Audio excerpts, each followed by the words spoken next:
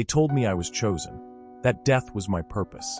But when I saw the next cities on their list, Osaka, Nagoya, Fukuoka, I realized I wasn't a prophet.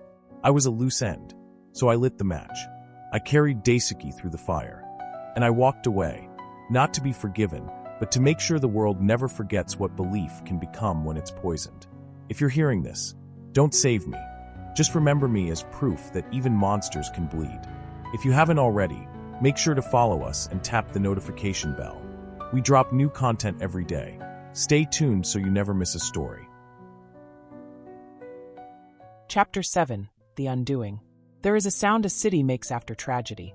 Not sirens, not chaos, but the slow, aching groan of denial. Tokyo kept moving, even as the morgues filled, even as newscasters choked on the word terror. And I kept breathing, which felt like the cruelest punishment of all. The compound went dark the morning after. Not from fear, from control. Noriko ordered silence. Windows were covered, radios confiscated. The world outside had become contaminated by doubt, she said. We were the last clean breath left. But doubt is a contagion too, and mine had finally reached a fever. I asked to see Daisuke. She hesitated, only for a moment, but then granted it. The room was cold, sealed, and damp with mildew. Daisuke lay in a cot, his wrists still bandaged, face sunken, but alive. Barely. His eyes opened when he heard me, and for a second, I saw something in them I hadn't seen in months. Recognition. Of me. Not Hikari. Not a keeper. Not a ghost. Just, Hanae. I did it, I whispered. He nodded. I watched them die.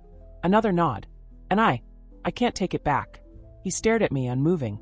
Then, with a voice like torn paper, he said, then undo something else. That night, I snuck into the main chemical storage vault.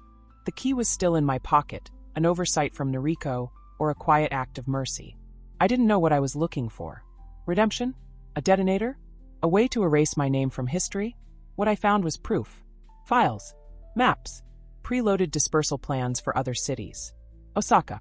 Fukuoka. Nagoya. This wasn't the end. It was the beginning. Unless I stopped it, I downloaded what I could, and then I started the fire. It wasn't grand. It wasn't cinematic. Just a small flame in the corner file cabinet, fed with plans and lies and pages inked in poison. The smoke hit fast.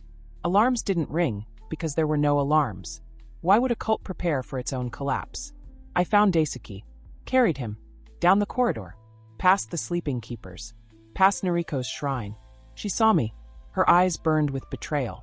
You're not worthy of salvation, she shrieked. And I didn't respond. Because I wasn't looking for salvation. I was looking for an end. We escaped just before the second explosion. I don't know if Noriko survived. I never found out what became of Asahara. But I know this. The compound burned. The plans never reached Osaka. And 32 more trains kept breathing. I never turned myself in. How could I? What would I say? That I helped create a massacre and then changed my mind? The news showed my photo once. Blurred. Unconfirmed. I became a ghost. A rumor. A whispered what if. Now I live by the sea. Quiet. Alone. I still see their faces, those passengers. That girl with the rosary. But I also see Daisuke. He doesn't say much. But when he sleeps, he doesn't scream anymore. Maybe that's something. Maybe that's all I get. If you're listening to this, if this recording ever makes it out, don't look for me. Don't try to name me. Just remember, belief can be the deadliest gas of all. And sometimes the only way to breathe again is to burn the temple down.